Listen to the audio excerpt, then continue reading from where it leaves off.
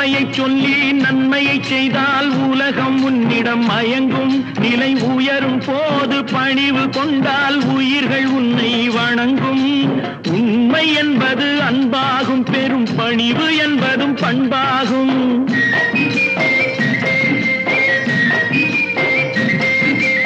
உண்மை என்பது அன்பாகும், பெரும் பணிவு என்பது பண்பாகும். இந்த 4 கட்டளை அறிந்த மனதில் எல்லா நன்மையும் உண்டாகும், எல்லா நன்மையும் உண்டாகும்.